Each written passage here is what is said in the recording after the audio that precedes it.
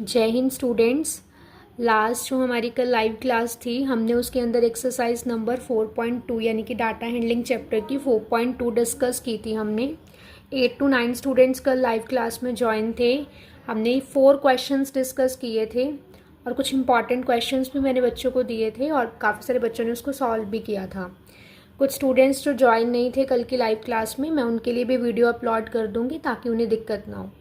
Without any kind of wastage of time हम question number 5 करते हैं। क्वेश्चन नंबर 5 की स्टेटमेंट क्या है? If you have spinning wheel, हमने व्हील को स्पिन करना है with 3 green sector and 1 blue sector. कि 3 हमारे पास क्या है? 3 हमारे पास ग्रीन सेक्टर्स हैं और 1 हमारे पास ब्लू सेक्टर है एंड 1 हमारे पास क्या है? रेड सेक्टर है। What is the probability of getting green sector? कि ग्रीन सेक्टर्स के आने की क्या प्रोबेबिलिटी होगी and what is the probability of getting non blue sector? हमने लाइव क्लास में मैंने आपको बताया भी था कि नॉन जो चीज़ें होती हैं हम उनकी प्रोबेबिलिटी कैसे डिस्कस करते हैं। यानी कि अब हमारा इस क्वेश्चन में 2 पार्ट हो गए कि सबसे पहले तो हमें ग्रीन सेक्टर्स की प्रोबेबिलिटी निकालनी है, दूसरी हमें नॉन ब्लू सेक्टर्स की प्रोबेबिलिटी निकालनी है। तो सबसे पहले हम लोग ग्रीन सेक्टर्स की प्रोबेबिलिटी निकालते हैं।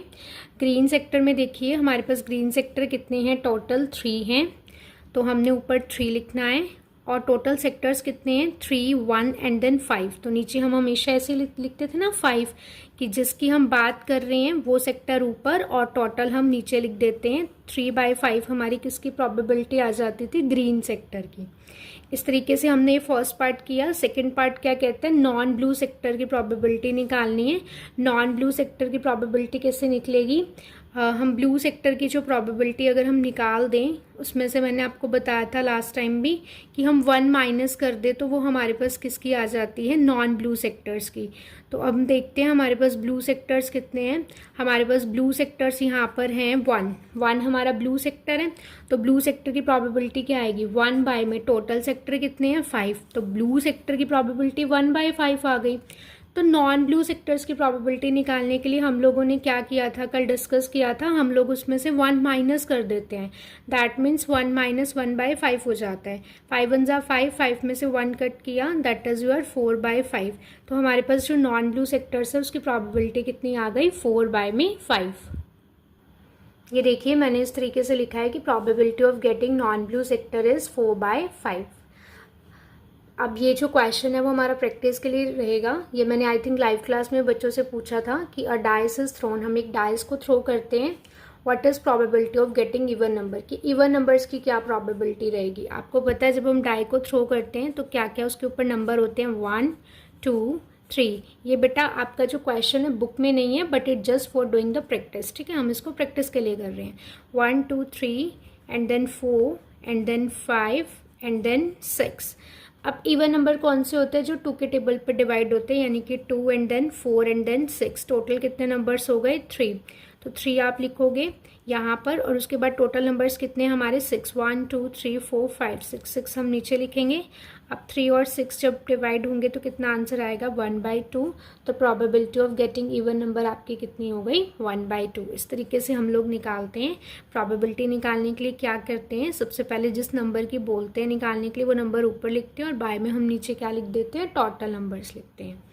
नेक्स्ट क्वेश्चन नंबर 6 है कि find the probability of event given in the question number 2। Question number 2 हमारे पास क्या कहता था? एक बार डिस्कस कर लेते हैं। हमने ये लाइव क्लास में मैंने आपको स्टेटमेंट दिखाई भी थी।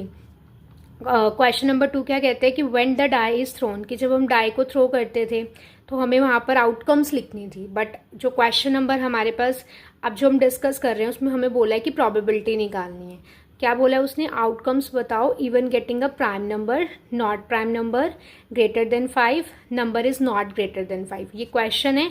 इस पूरे क्वेश्चन की हमें क्या निकालनी है? प्रोबेबिलिटी। तो अब हम डिस्कस करते हैं कि हमने उसको कैसे प्रोसीड करना है। ये देखिए जब हम किसी डाई को थ्रो करते हैं तो उसके ऊपर क्या क्या नंबर आता है? 1 आता है, 2 आता है, 3 आता है, 4 आता है, 5 आता है, 6 आता है। ये 6 नंबर्स आते हैं। उसने बोला probability of getting prime number.